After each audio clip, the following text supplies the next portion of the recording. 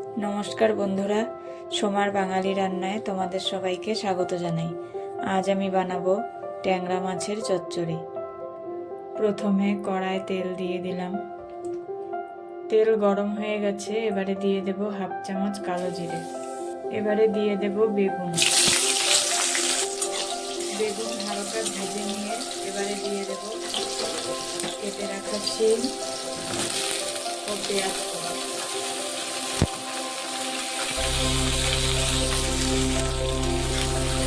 নাড়াচাড়া করে দিয়ে দেব 1 চামচ নুন, 1 চামচ হলুদ।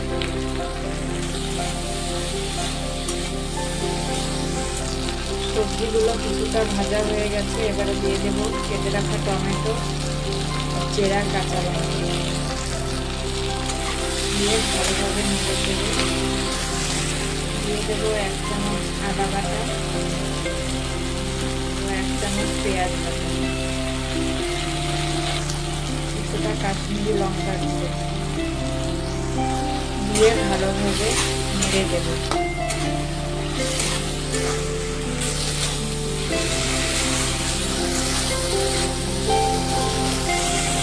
মশলাটা ভালোভাবে কষানো হয়ে গেছে, এবারে দিয়ে দেবো কিছুটা পরিমাণে জল।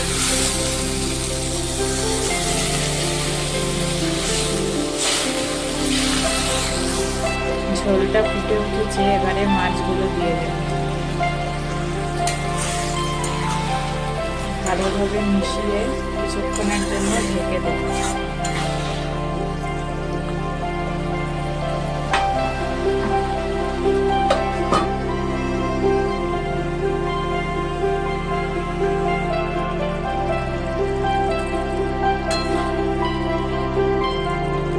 ট্যাংরা মাছের চচ্চড়ি প্রায় হয়ে গেছে, এবারে ধনেপাতা কুচি ছড়িয়ে নামিয়ে নেব।